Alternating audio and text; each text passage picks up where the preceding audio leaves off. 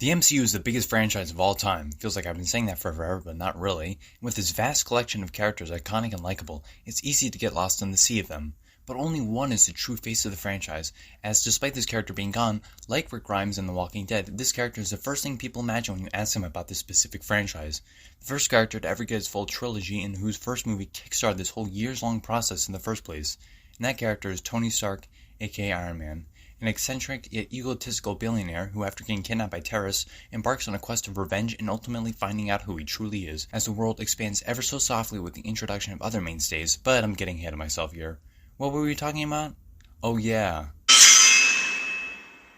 The film begins with Tony Stark, a douchey billionaire playboy in a military truck. No, you intimidate them. Good God, you're a woman. Heavy emphasis on the douchey. They talk in the truck for a bit. A picture gets taken where the military guy throws up the peace sign with Tony talking about how he'd be out of a job with peace, setting up as kind of a douche, like I said already. This lasts like 2 seconds, however, as one of the trucks gets blown up as the others leave, getting shot at as the scene does a great job of getting you on the edge of your seat so quickly as well. The scene is hopeless where seemingly everyone dies. While there isn't any blood, it makes up for it with this shaky cam, mirroring how abrupt and crazy this all is. It's also how Tony probably feels, completely hopeless so quickly. He goes to call someone before seeing one of his own missiles blow him away. He shows he has a bulletproof vest, but the damage is clear. Shrapnel has gone into his chest, and this will have serious consequences later on. He quickly wakes up to a group of terrorists, likely listing out their demands as the title card plays. Overall, a near-perfect opening. I wish there was some blood, but my only real gripe besides that is the lack of reaction Tony seems to have when seeing his own missile. It's not like, oh, I caused this. It's more like a regular missile's coming to get me. Maybe if he made more of an surprised expression, it would help, but the scene overall is great. Quickly sets up his character and who he is. And I also like how, even this early on to the franchise, we get to see the 10 rings, which plays into the Shang-Chi and stuff, or Shang-Chi. We go back 36 hours earlier, where we see a presentation filling us in on the basic knowledge we need to know. Tony Stark was super smart, his parents died in a car crash from totally normal circumstances. Obadiah stepped in and became a surrogate father figure to Tony, and always in the background.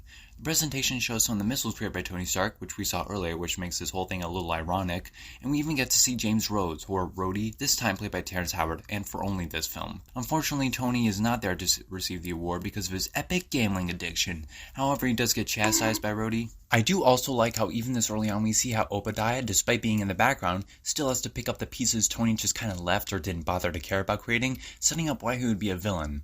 Nice. Render unto Caesar that which is Caesar's. There you go. That man was later arrested for stealing company property and sentenced to death.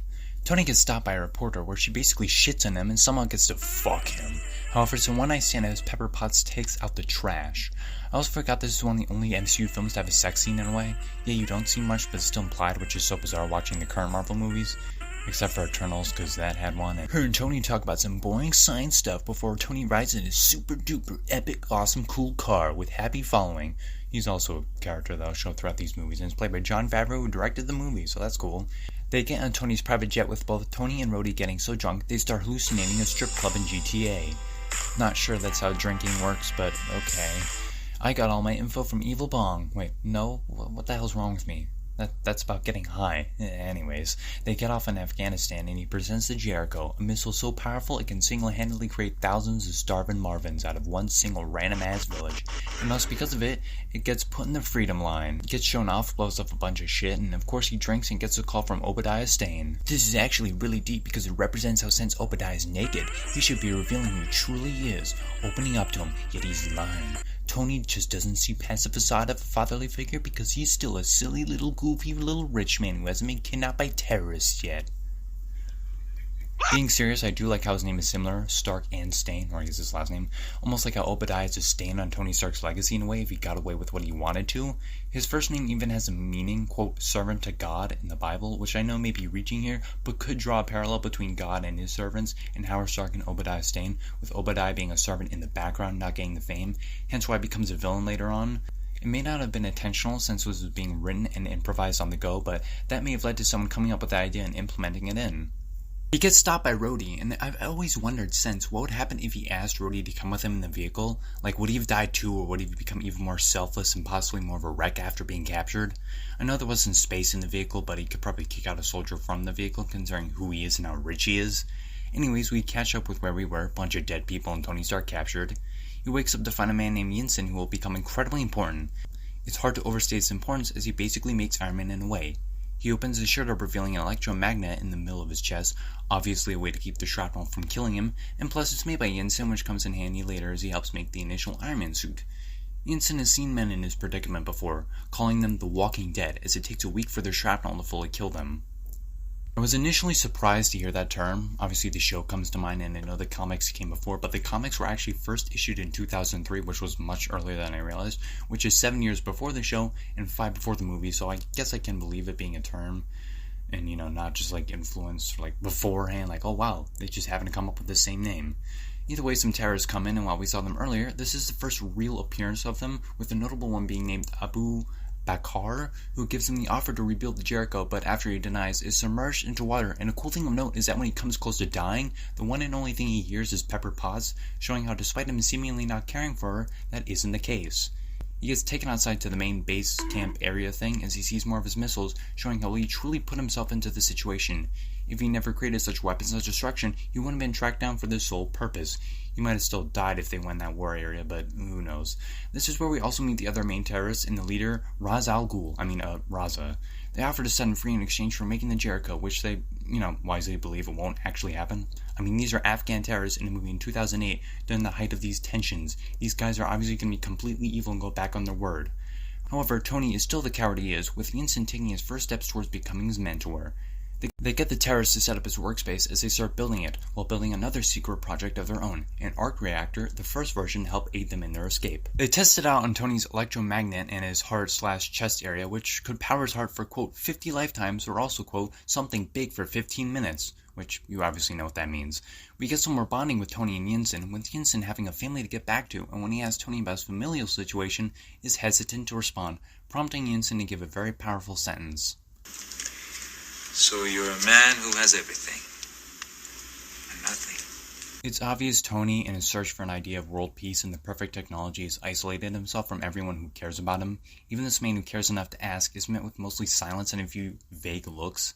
This will obviously shape him into the man he becomes throughout these films, a selfless hero willing to do the right thing. It's not just one film, he retains his ego and selfishness a bit throughout these films, which I think is realistic and compelling, a rarity in blockbusters nowadays. He's a flawed human, and even though Yinsen comes to change him, it's not fully so, but more so planting the seeds which will grow as time goes on, and more foes and heroes interact with him. Another thing being planted and even grown is the idea of a robot to fight back, which Abu and Raza clearly notice, as even though there's no subtitles, visual filmmaking and gestures come into play. However, since there are no subtitles, it becomes a lot more intense once Raza talking to Yinsen in his language, as you only get a very vague idea of what's going on. Tony manages to save Yinsen from being burned and likely death by saying he needs him as they get back to work with only a day left. Tony builds a full mask and then some more as Yinsen helps combine it as some soldiers grow worried. Don't worry, the bombs relieve them of those worries. Also relieves them of all their skin, but hey, nothing's perfect. Yinsen goes to buy him some time as the machine finalizes but gets cornered as the machine finishes what it's doing, with the room turning black in a nice way of building suspense so that you don't see what it is immediately. Tony harnesses his soul of pure America. No, not that America, the other one. As he destroys the absolute hell out of everything, catching the terrorists off guard in a frantic mirror of how Tony was captured. The hunters have now become the hunted. He temporarily disarms Raza and knocks him out as he tends to Yinsen, who's now dying, as he reveals his family was never actually alive and him dying was always part of the plan. Obviously, going out guns blazing against 20 odd terrorists isn't going to be a situation you come back from. He's going to meet them by dying and does so with some parting words. Don't waste it. Don't waste your life. Goodbye, Yinsen. You were barely in this film but left a huge impact. I do like how in the next scene Tony barely says anything, and when he does is very detached from the situation, showing how he truly suffered a big loss and wants to kill all these people. They're terrible. He blows up the base camp and flies out, only to fall and get saved by Rhodey and some others. He gets back to the USA and gets a cheeseburger and goes to a press conference, but unfortunately he only got cheeseburgers for himself, and this is truly where Obadiah became the villain. How selfish of Tony. One majorly important thing is this is where we get introduced to Phil Coulson and S.H.I.E.L.D., and it's actually done well, feels like a part of the scene. Tony also talks about how since he benefited the system of zero accountability and a million danger, that makes no sense English-wise, but I'm sure you know what I mean, he shuts down the weapons manufacturing division of Stark's Industries, with it getting a crazy reaction. What do you think the over-under on the stock drop is going to be tomorrow? Optimistically, 40 points. At minimum. This is ironic considering this oh-so-little thing called recession happened the same year as his film's release. I also like how Obadiah straight up says his villain's name, Ironmonger, while arguing with Tony about how the company should continue building and selling weapons. Nice foreshadowing. Tony gets Pepper Potts to help put in a new arc reactor in a scene with images that will stay with me forever. Seeing this tin can basically in this man's chest has never left my soul or mind, and never will, no matter how hard I try. It's a success as we get some more stuff with Rhodey, as Tony continually evolves his Iron Man design, with Obadiah continually getting frustrated with how little he interacts with the company. Kind of opposites to Batman Begins if I remember correctly, so these two are kinda good companion pieces. These big screen adaptations of characters that change the way we see them, leading to a buttload of money in movies coming out related to them and other characters in the universe. Thank you for shitting yourself. He finishes up the design as we get a much more sleek model of the first robot, the Mark II, which I honestly love. Yeah, it's just one color, but it's a much more sleek looking color that just looks really cool. He tries flying, but that California weather got him mixed up, sending his ass straight down into the house, where he discovers a gift that will follow him to the grave. In a nice way, not like it'll haunt him forever. Throw a little hot rod red in there. Yes, that should help you keep a low profile. I don't know why it's taken me this long to mention him, but Paul Bettany as Jarvis is great. While he's a robot, he's not completely devoid of emotions, and sarcastic remarks like this, "Unless he's serious, I'm just stupid," makes him pretty memorable, and him extending his character to Vision makes the later films even better. Tony crashes his own party and dances with Pepper Potts, but when getting her a drink, the reporter from earlier, Christine Everhart, surprises him with some pictures of the terrorists with a completed Jericho missile, because his company shipped them without his permission. See, I like this. You would think after him being kidnapped he would become a totally different person, but by doing what he thinks that is, he is still contributing to the problem, just indirectly. He's just as bad as before, because by not being there, there's nobody to stop the selling of the weapons, and he's not really keeping to his word. He finds Obadiah and argues with him, with Obadiah brushing him off, foreshadowing how he's a villain. Stunning critique, I know. But I like it. It comes across as him being just a sleazy businessman, which he is, but to an even greater and more villainous extent. Tony suits up as we see the finalized version of the Mark II, the Mark III. We also see the situation in Yinsen's hometown, Golmira, as it is attacked by the terrorists, the Ten Rings, which I keep forgetting to add. I'll just call them the Ten Rings starting now, and because of that, they die like 30 minutes later in the movie or less. Either way, the situation is horrible, with many dying or being lined up to die. Abu beats the hell out of a father trying to protect his children, before Tony thankfully comes in and beats the hell out of them, absolutely destroying them in an awesome and cathartic scene. Seeing these people who have done great emotional and physical harm to both Tony, Yinsen, and the townsfolk being obliterated in a show of just how far Tony's technology has come when being forced with the harsh truths. He's also completely silent for most of it, showing how restrained the writers were from writing cheesy one-liners and just getting straight to the point. These are bad people and they need to die. Tony knows how dangerous they are and knows they need to be dealt with immediately. It's a break from his snarky comments and one-liners, so you know it's serious, and I really like that. We see Abu desperately calling for help, a genius callback and mirror to how Tony was in the beginning. These are both people who in some way contributed to this problem. It's just that Tony, besides not directly killing innocent people, has learned from it and has become a hero, not backing away from a dangerous situation unless it's imperative or he's setting a trap of some sorts. He's become hunted, as I said earlier. This terrorist who was initially in such a high position of power over Tony is now brought down to the same level he put him in. Only, there is no redemption for him, as Tony Stark says his one line throughout the scene. It's all yours. Awesome. But then somehow a tank manages to catch the suit of armor that we later see is as fast as a fighter jet, and that kinda ruins it. He still manages to pull off a sick move by blowing up the tank in an awesome and iconic shot. The Air Force catches wind of this and they attack him, but Tony reveals his identity as Iron Man to Rhodey to end this whole charade. Let's face it, this is not the worst thing you've caught me doing. That has conjured up an image in my head I wish I didn't see. Wake the up, samurai. We have a review to finish. We then get the twist reveal that Obadiah Stane has been working with the Ten Rings to replace and kill Tony and take over as the head of the company. For shits and giggles, obviously.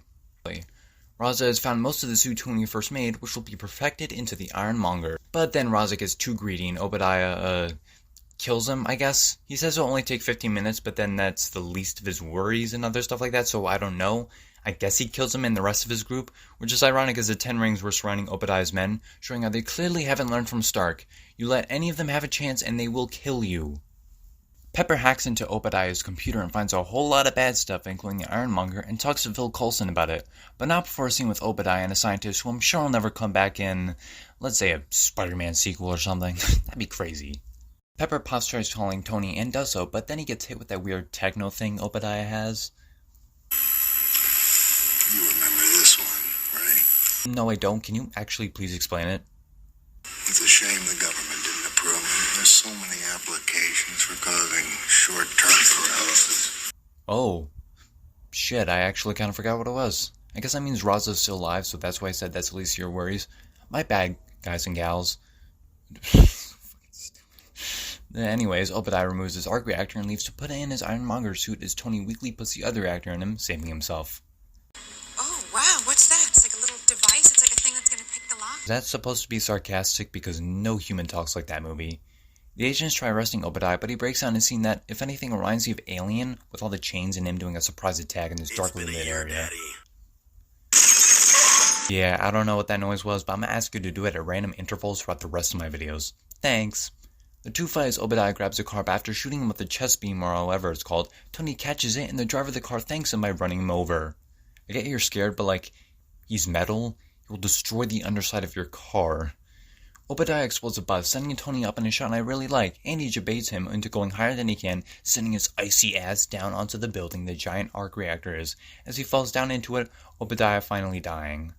There was a deleted scene adding some character to Obadiah and Tony, as he still sees Obadiah as a father figure since he was one for a decent portion of his life, but it's too little too late. He's still a generic villain, only slightly heightened by some parts.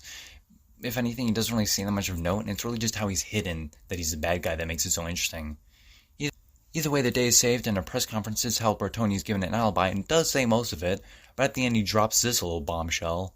I am Iron Man. And that's how you end a movie. You gotta understand, not many superhero movies ended like this, if any. This is just hashtag crazy.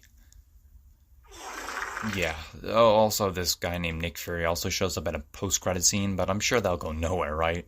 And that was Iron Man. Pretty great. I wasn't sure how well it would hold up on rewatches, and while it does have its problems like a weak third act villain and some stupid stuff, it's overall very solid. It makes sense, it's serious or funny when it needs to be, and the humor and serious stuff works. The 10 Rings are a formidable scary threat despite how they get killed early on in the third act, and the cinematography and music is all top notch. It really just all comes together for a well done film, despite the lack of a script, and you can tell that sometimes, but it still manages to work. It's no masterpiece, but it's still high up. So what are your thoughts on this film? Do you think it still holds up today? Let me know in the comments below, and don't forget to like, share, and subscribe for more content like this. If you like stuff like this, then yeah, continue watching. Watch some of my older videos. They're pretty good. And also follow me on Instagram and TikTok, where I'm active on both. And thanks for watching, and I'll see you in the next video. Bye-bye.